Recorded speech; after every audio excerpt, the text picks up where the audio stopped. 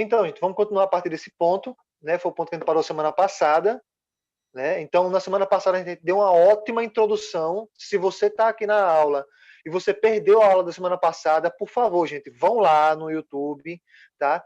E confiram a aula, assistam, porque foi muito importante, não foi não, gente?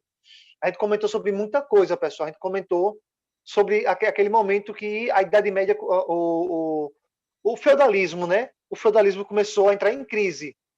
Que eu até comentei com vocês, gente, aí o ponto positivo das cruzadas. Estão lembrados? O ponto positivo das cruzadas, que foi o quê? Sim, que voltou o dinheiro, essas Comércio, coisas. os bairros Comércio. Isso, exatamente. Aí, as feirinhas e tudo mais. fora do chamado Burgos, que se tornou mais ou menos uma cidade. É, mais que ou menos. ficavam os burgueses. A cidade não, os Então, bairros. Então, deixa eu dar uma revisãozinha aqui, tá, gente? Então, deixa eu dar uma revisãozinha aqui para todo mundo. Então, resumidamente, as cruzadas, né, aconteceram ali no século X, mais ou menos, século X, século XI. E aí, o ponto positivo delas é que, quando elas voltaram, elas trouxeram de volta o comércio. Mas lembrando que o comércio dentro do feudo era proibido, então eles começaram a fazer escondido de madrugada, ali ao redor dos feudos, né? Que era aqui, inclusive, aí é a origem das feirinhas, né? É a origem das feirinhas, certo? Então, e essas feirinhas começaram a ficar tão grande, tão popular, né? Justamente porque, gente, não esqueçam também daquela teoria do livre-arbítrio, né? Cada um era livre para fazer o seu próprio destino, para lutar, para melhorar de vida e tal, né? Que foi o Tomás de Aquino.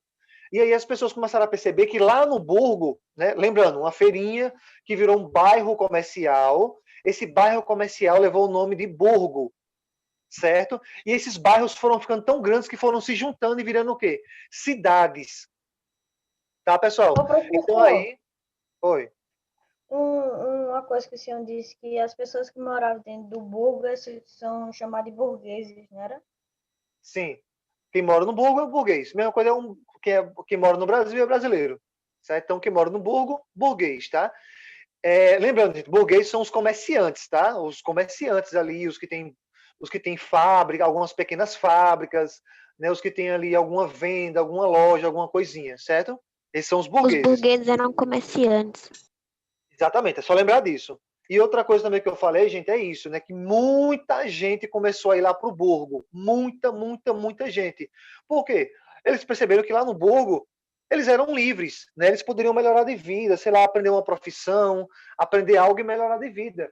Diferente de você estar dentro do feudo que você se lascava a vida todinha, né? Você era um servo para sempre, né? Você não tinha como mudar muita coisa de vida, certo? Já no Burgo, não. No Burgo você tinha possibilidade de você, quem sabe, mudar de vida, certo?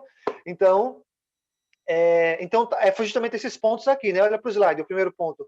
As pessoas começaram a sair do campo para a cidade.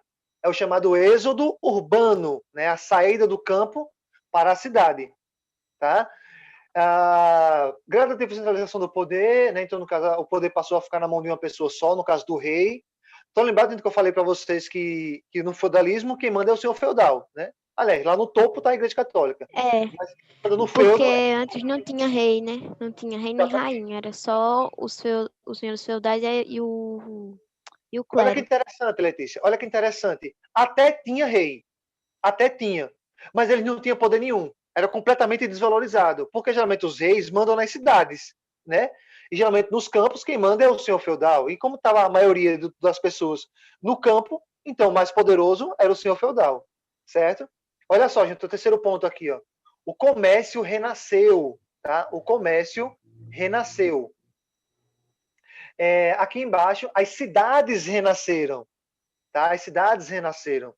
E a população, né? Nem tudo nem tudo é bom, né? Como eu falei para você, já venho falando nas últimas aulas, nem tudo é perfeito, né? Nem tudo é perfeito, então, mesmo com todos esses avanços, mas as cidades eram muito sujas, né? Elas não tinham higiene, as cidades elas não tinham saneamento básico, então, assim, eram cidades muito sujas, por isso que tinha muita doença, né?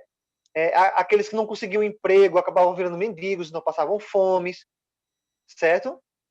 Vamos lá. E nós paramos aqui nesse momento aqui, tá? A gente parou nesse ponto aqui, certo? Olha só que interessante. Lá no século XI, tá? X é 10 e 1, 11, né? Então, lá no século XI, né? Houve o chamado a paz de Deus, né? E trégua de Deus, no caso, ou seja, proibia as guerras nos domingos e dias santos. Foi nesse momento, pessoal, aqui que a Igreja Católica começou a colocar assim, o dia de guarda, né, como se fosse o domingo, tá? Vocês devem saber que na Bíblia não é o domingo, o dia especial, né? O dia de guarda não é o domingo, é o sábado. Mas a Igreja Católica decidiu mudar, certo? Ela foi lá, né? Ela se achou no direito lá e foi lá e mudou, certo? Bom, e aí também vai ter... Olha para essa imagem, pessoal, aqui ao lado. Eles vão começar a desenvolver algumas técnicas bem interessantes de cultivo, tá? Inclusive, nem tem aqui no slide, mas eu vou escrever para vocês, gente, olha só. Uma das coisas mais legais que eles criaram na época foi a chamada... Olha, preste atenção aqui embaixo, tá? Eu vou escrever aqui embaixo, ó. Tá? Rotação de culturas. Rotação de culturas. Gente, essa palavra cultura aqui, ela não se refere a tradições, não, tá? Ela se refere, no caso aqui, a alimentos, tá? A alimentos. Então, rotação de culturas nada mais era o quê? Uma rotação de alimentos. Então, eles começaram a perceber, gente, olha que legal, cara, isso. Eles começaram a perceber já desde essa época do século XI que, dependendo da época do ano, era melhor você plantar algum tipo de fruta ou de verdura, de alguma coisa. Gente, vocês sabem que todo ano tem a época de cada fruta, né?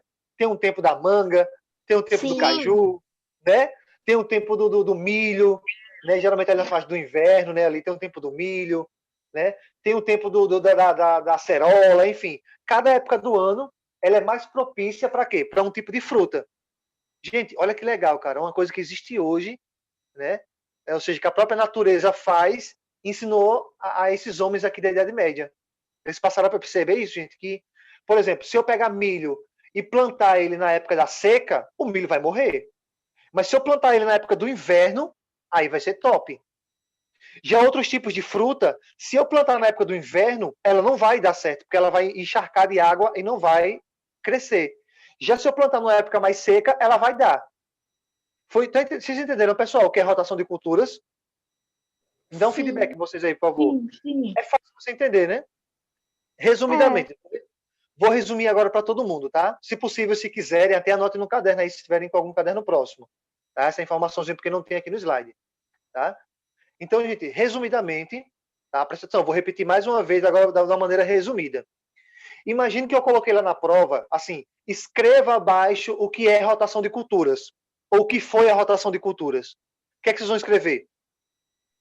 Foi quando eles desenvolveram a técnica, ou mais ou menos assim, para ficar mais resumido ainda.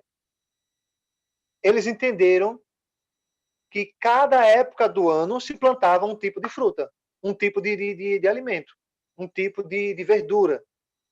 Certo, gente? Deu para entender agora, né? Professor Harlan disse que não está escutando nada. Eu vi aqui, deixa um minutinho. Bom, já deu para entender bem, né, gente, o que aí é a rotação de culturas, né? É um produto cultivado no seu tempo, certo? Ou seja, eles entenderam que cada época do ano é bom para plantar um tipo de produto, certo? Vamos lá, vamos continuar então aqui, tá? Vamos continuar. Bom, aqui está algumas inovações, né, como eu falei para vocês, para as plantações, ó, um tipo de moinho. Olha que legal aqui, gente. A charrua, tá? Para quem não sabe, charrua é esse bicho estranho aqui, ó. Tá vendo aqui embaixo? Isso aqui é uma charrua, ou seja, serve para você ir fazendo os canteiros, né? Você pode ver aqui nessa imagem aqui em cima, aqui nesse desenho aqui embaixo. Tá? Isso aqui é uma charrua. Vocês já conheciam, gente, uma charrua? Eu já tinha visto, mas eu não sabia o nome. Não sabia o nome dele, né? É um nome estranho, né? Geralmente, pessoal, ele é conhecido Eu já como vi uma arado. vez. Pronto, geralmente é porque ele é Lembro assim. o nome charrete. Porque assim, hoje em dia ele é mais conhecido como arado, tá? Arado de ferro. Ele é mais conhecido assim. Mas antigamente o nome dele era charrua. Olha só que interessante. A cangalha, né? Até hoje existe muito no sertão, né? Onde você coloca os animais aqui, ó, para poder puxar. Vocês podem ver aqui, ó, né? Aqui embaixo, nessa imagem aqui que tá os touros andando. Aqui, pessoal, estou mostrando só algumas inovações para vocês, tá? Não precisa escrever nada não, tá? Ah, galera, eu escrevi lá, mas já estava aqui, ó, rotação de culturas. Ó, o trigo, por exemplo, que rendia em média 2 grãos, por espiga passou a render 5 grãos, né? Ou seja, aquilo que eu falei para vocês. Ó, no campo 1, o que era isso? Ó, no campo 1, eles plantavam primeiro cevada. Aí no campo 2, eles plantavam pôsio. E no campo 3, eles plantavam trigo. Né? Enfim, aí eles iam revezando, pessoal, aqui, ó. Tá? Tá? Olha só que interessante. Tanto no campo 1, no 2 ou no 3, eles plantam os 3 produtos. Olha só, a cevada, o pôsio e o trigo. Gente, pôsio é um tipo de grão, tá? Também é um tipo de grão. Tá? Então, meio que assim, ABC, ABC, ABC, eles vão revezando. Tá? Eles vão revezando. Isso aí, cara, ajudou muito, muito, muito. Na plantação deles, na plantação, na recolta dele de grãos e tudo mais durante o ano. Beleza? Vamos avançar um pouquinho mais? Vamos lá. Olha só, gente, aqui o pessoal trabalhando nos moinhos, né? Lá no moinho ele poderia encher as sacas, né? Os moinhos acionados por rodas de água ou por cataventos. Né? Olha que legal, cara, isso aqui. Né? Esse moinho imenso aqui, ele era movimentado ou por água ou por vento. No caso, esse aqui do lado esquerdo, ele é movimentado pelo vento. Tá, pessoal? Isso aqui do lado esquerdo, olha só para o slide, ó, é movimentado pelo vento. Tá? E esse aqui do lado direito, você pode ver que ele está num riozinho, né? Ó, ele está num rio aqui. Aí o rio é quem move o moinho, certo? Para moer. Olha só, gente, essa imagem aqui que legal. Aqui são fotos, tá? Lá da Europa, e que mostra até hoje, né? Ainda estão lá até hoje. Olha que interessante, cara, isso. Né? Mostra até hoje. Então tá aqui, né? Oi? Era pra quê mesmo, professor? Para moer o trigo, né? Para poder fazer, às vezes, fazer farinha, né? Fazer o cuscuz, né? Não era igual o nosso, né? Claro, mas é um tipo de massa, né? Parecendo cuscuz, né? Um tipo de massa. Né? Moer o trigo, mesmo também, né? Fazer aquele pó de cevada, tá? Então tá aqui um esquemazinho, né? Um esquemazinho maiorzinho da rotação de culturas, como é que eles faziam, né? Como é que eles trabalhavam, aliás. E aí, gente, chegamos na parte das cruzadas. Tá? A gente não vai precisar ler esse texto aqui, mas só explicando aqui ó, esse Papa, tá? O Papa Urbano II. E tá aqui as cruzadas, como eu falei para vocês, ó, expedições religiosas e militares, né? Que entre o século XI e XIII se dirigiam contra aqueles considerados inimigos da cristandade. Né? Então, qual era o objetivo? Lembra que eu falei para vocês, gente, isso aí? Qual era o objetivo máximo das cruzadas? Reconquistar a cidade de Jerusalém, né, tomada lá pelos turcos, né, pelos islâmicos, em 1076. Tá? E aqui está as causas. Né? Causa religiosa, libertar Jerusalém. Causa econômica, abrir o Mediterrâneo. Causa política, a questão da primogenitura. E a causa social, o crescimento populacional. Enfim, certo? Ó, gente, aqui, ó, as cruzadas, né? E aí, pessoal, quero saber agora quem está lembrado. Esse homem que está aqui na esquerda, esse homem aqui da esquerda, ele é um templário ou ele é um cruzado? Esse homem aqui, ó. É um... Deixa eu ver... E aí, esse homem que eu Parece grifei ser aí. templário. Parece ser templário. Porque ele não tem muita armadura de proteção para uma cruzada. Exatamente. Gente, é muito fácil você diferenciar os dois. Templário, geralmente usa sempre essa bata branca. E o cruzado, né, tá aqui do lado, ó, do lado esquerdo, do lado direito, aliás. O cruzado, como a Letícia falou, geralmente ele tem um pouco mais de proteção. E o cruzado, geralmente, ele tem uma roupa mais preta, mais escura, né? Porque tem uma malha de ferro mais forte. Ô, professor, porque se os templários fossem com essa roupa branca, ia chamar muita atenção. Sim. Porque a roupa branca é chamativa. Exatamente. Né? E aqui, gente, no restante do slide, aqui embaixo, ó, vocês vão ver basicamente aquilo que eu falei para vocês. Ó. Criação de rotas comerciais. Olha o terceiro ponto, gente, aqui. Ó. Criação de rotas comerciais pelo Mediterrâneo. Revigoramento do comércio entre Oriente e Ocidente. Chegada de especiarias, tipo sal, pimenta, canela, cravo, tempero, coloral. Certo? Um contato maior, né, entre os dois lados, o Oriente e o Ocidente. Né? E os cruzados também, ó, contribuíram para a reabertura né, para a reabertura e a recuperação de estradas. Então, vocês vendo que as cruzadas foi muito importante. E, gente, olha só, esse é o ponto positivo, tá? Que a gente comentou na aula passada, certo? Esse foi o ponto positivo, beleza? E aí, gente, a gente vai deixar para continuar a partir desse ponto amanhã, tá? Eu acho que já normalizou aqui o aplicativo. Então, creio que amanhã a gente já vai conseguir continuar no horário, nosso horário certinho, tá? Então, o que é que vocês têm que lembrar da aula de hoje? Tá? Foi mais curtinha, mas o que é que vocês têm que lembrar da aula de hoje? Vamos lá, vamos recapitular aqui. Ó. Essa parte aqui das cruzadas a gente já tinha falado, né? A gente já tinha comentado sobre tudo isso aqui. Tá? Então, não tem segredo. Então, o que é que você tem que lembrar de hoje, gente? Isso aqui.